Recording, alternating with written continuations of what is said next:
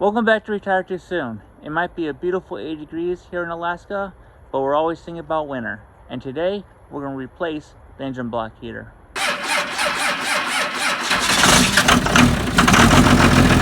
I would like to welcome you to my channel. Please subscribe if you haven't done so already. What you want to do is go on the passenger side. When I was doing my routine maintenance and inspection, I noticed the wire was unplugged and the actual plug into the block was all rotted. So I ordered myself a new one to replace it. Just got this part in the mail, ordered on Amazon. Let's open it up. This is what all is included. The thread is 3/4 NPT. Threads in the block, comes with the cable and to attach it. What you want to do first is take off the air filter box off the turbo so you can have access to get to the block heater. Next, you want to unplug it, or if it's already unplugged, you need to remove the old cable. It should, on most of you guys, it should lead to the front bumper area. Alright, so the old cable, compare it to the new cable. Make sure it looks the same. It has 2. I believe there's one that might have 3. So make sure it's identical. Also get your block heater ready. Put Teflon on it. Most important side is the side that goes in the block. So you're ready to go as soon as you pull out the old one. Get an oil pan. Put it on right there to catch any coolant that might leak. Just want to jump in here real fast. Get a quick disclaimer. Make sure the vehicle is cold. You don't want to get burnt. Fluid may be hot. Exhaust could be hot. Wear all your safety gear, glasses, gloves, anything that might cause harm to yourself. Just protect yourself. If you don't feel comfortable, have a professional do it. If you look on the passenger side, right next to the oil filter, towards the cab, between the turbo, you'll see it right there on the block. Alright, take your 1 inch and 1/8 socket with an extension to get out the old one. Just got it installed. Fairly simple. You might need a breaker bar. Mine was pretty in there tight, probably because of the heat.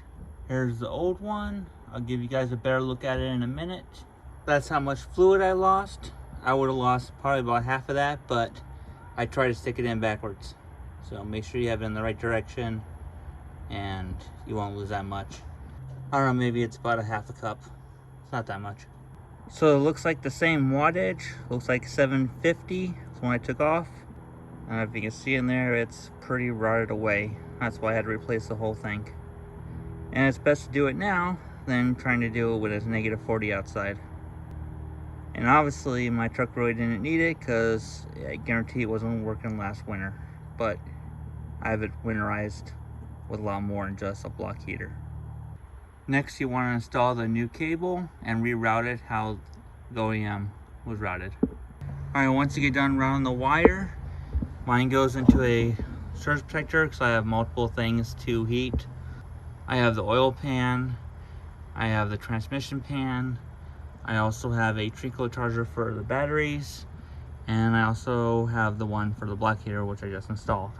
Part of being in Alaska and winterizing. Kit looked like it didn't come with the new one, so I put on the old one so it can protect it if you don't have it plugged in. Next thing you want to do is add coolant to replace what you lost. If you haven't got one of these to bleed the system out, I would highly recommend it. Sits on top of your radiator, fill it up with coolant to the right mixture. Then you want to run the motor till the thermostat opens. Make sure you got all the air out and you have heat inside the vehicle. And at that time you want to check and make sure you have no leaks and everything looks good. After you verify for leaks, you want to put the air filter cover back on and you're done. So I don't want to waste you guys' time watching me bleed the system. It's pretty simple. Just wait till all the bubbles are out. So I hope this was helpful. Hope you enjoyed it. If you can, subscribe, give me a thumbs up. Hope you guys like the short videos, and I do a wide range of different topics. So please subscribe to the channel. I would greatly appreciate it. All my subscribers, thanks for subscribing. And until the next video, thanks for watching. Bye.